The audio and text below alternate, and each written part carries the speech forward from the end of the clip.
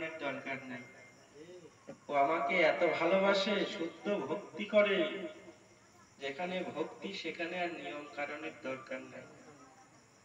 দেখেছেন, ওই নিয়ম কারণ করে স্নান করে কাপড় ছাড়তে ছাড়তে বেলা 9টার সময় ভোগ লাগবে, আমি অতক্ষণ থাকতে পারি না। খবরদার আর কোনোদিন ওই রকম আদেশ করবে না। জগন্নাথ শাসন করে দিলেন পান্ডাকে।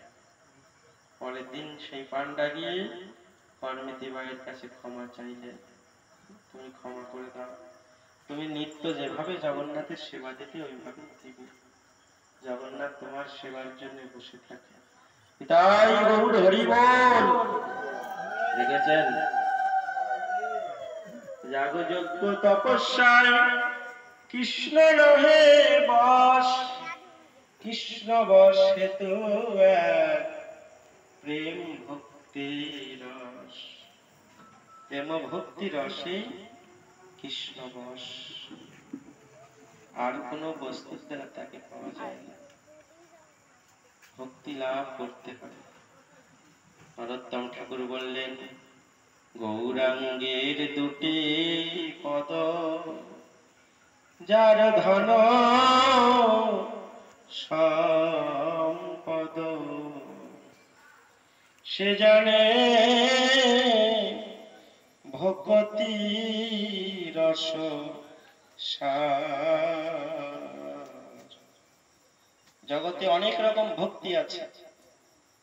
স্বামী ভক্তি, স্ত্রী ভক্তি, স্বামীর প্রতি যে পতিব্রতা রমণীর ভক্তি, ওটাকে বলে স্বামী ভক্তি। কালী মায়ের চরণে ভক্তি, এই গাছের গোড়ায় ভক্তি। কত জায়গায় মানুষ ভক্তি করছে না, বট গাছের গোড়ায়, হ্যাঁ, কত গাছের গোড়ায় ঢিল বাঁধছে, কাপড় বাঁধছে, কত জায়গায় আমরা ভক্তিটা ছড়িয়ে রেখেছি। উঠানের মধ্যে ধান ছড়ায় দেয় না মানুষ, শুকাতে দেয়, ঠিক তাই আমাদের ভক্তিটাও সব জায়গায় ছড়াই রেখেছে, গোটায় এক জায়গায় করতে হবে।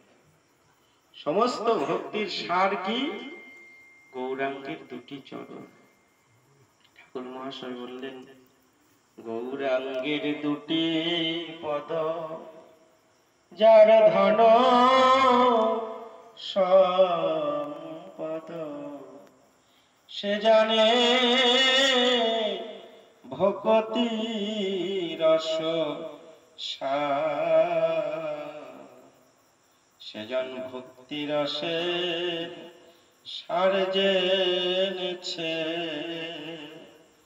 যে আমার গৌর চরণ